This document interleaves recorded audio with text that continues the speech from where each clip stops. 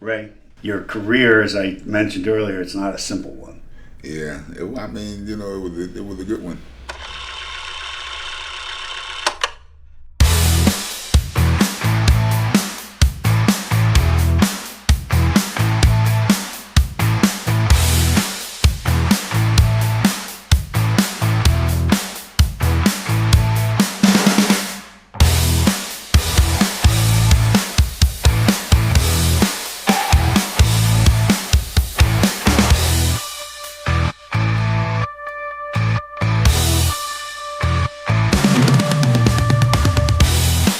It was a good one. To me, it was really, It was an excellent one. It was complicated, though, wasn't it? a little bit, a little bit. Being in the military and everything, and yeah, it goes with most sports. You got your ups and you got your downs.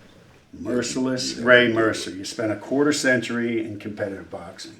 Yeah. You began your amateur run back in the Army, when you were in the Army. You didn't put on a pair of gloves until you were in the Army. I was in the Army for 2 years before I even put a pair of gloves on. When was that? 1983. Okay, so in 83, and then you retired officially as a professional boxer in 2008. 2009 was my last fight. Okay, that's 26 years. 26 years. You're an active boxer. Thanks for telling me. I'm just letting you know. It's a wonder. As I said, quarter century. Yeah. Right? Now, in that time, you became the Army champ at heavyweight in 1985. Yes. And then again in 1988. Yeah. And in that time, you formed with two of your fellow Army teammates the Triple Threat team. Yes. With our mutual friend Al Ice Cole Al Ice Cole, yeah. and Charles the Natural Murray. And you guys became a real solid team, right? Triple It was threat. a real deal. There's only been two teams, and that was Kronk's Gym and the Triple Threat. And they took us public and everything, man. So, we had Mark Roberts as a manager, and he did great. I mean, I talk good about him right now. I mean, Yeah, he did well by you guys, right? he did. He's a great manager. And he took you from the amateurs into the pros, and you guys remained the Triple Threat team the whole time. Yes, You had the yes, gym, yes. you had the bi-coastal gym, I believe, Yeah, right? I mean, we had like $1 million gym. They had, I mean, it was crazy. They spoiled us, actually. Mark Roberts, he's a great trainer, and you will get spoiled. Well, I think they facilitated a great career for you. Yeah, They laid it out. They gave you proper training, proper They did. facilities, proper resources in order to. It's complicated. Anything we needed to be who we are now, we had. Yep. And you didn't just go into the amateurs, you went on in '88 to the Olympic trial, and where you ended up in Seoul on the Olympic team, where you brought home gold medal in the heavyweight division. 5 years after I put on a pair of gloves, I was winning the gold medal in the Olympics. It was just awesome. That's a crash course, right? It is. It takes really a lot of fun. time to learn to box. I learned in 5 years, and I credit everything to the military. I mean, we had everything that we needed. Food you got to eat. I mean, we had a place to stay, train, equipment, trainers, everything. They taught you well. But you can't really teach power, can you? No. And every one of your Olympic opponents, you knocked out.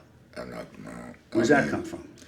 That come from me being in the best shape of my life, man, having a dream and wanting to do everything I can to make it come true. And by me being like the oldest guy on the Olympic team at 27, I knew a little more than them guys. I knew how important this was to train hard and, to not leave anything back. And I did that, and they seen that, and I went and won a gold medal.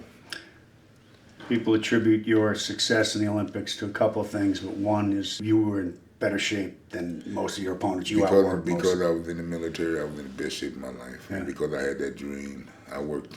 They gave me the opportunity to go get it, and I went and got it. You'd amass a professional lifetime record of 36 wins, 7 losses, 1 draw, with 26 of those wins coming by way of knockout. Yeah. On your way up, you would win the Intercontinental IBF title in 1990.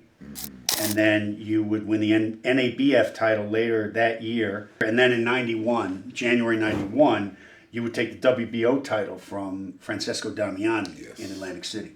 That was a big one for you. It was. I really wasn't ready for it because I got in there. The guy, Francis, he looks the way he looks. He looks like he's a little fat. Looks a little awkward.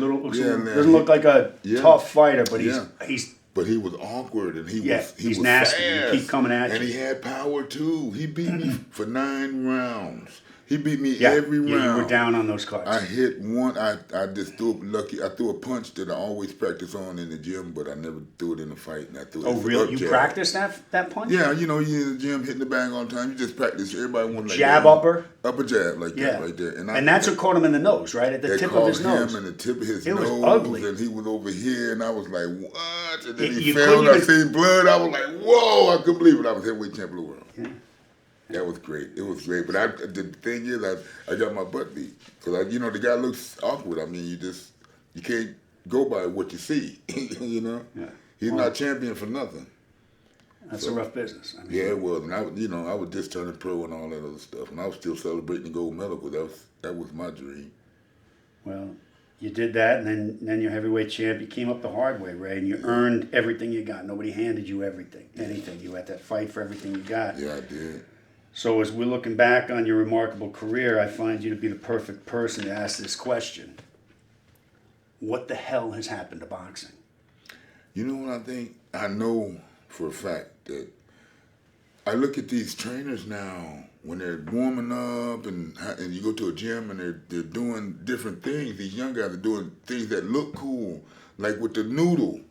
You know, like they're using noodles for pads. I mean, the pads, you get the power comes to you and you get to hit hard. You know what I'm saying? You never went for the noodles. Huh? No, the noodles you can't hit hard because you throw your arm out and all that other stuff. There's no leverage. And they're doing all kind of this weird stuff, and they're getting away from the way it used to be in training. All they have to do is get back, go study what we used to do in old times, and just do that. That works. What they're doing now is not working.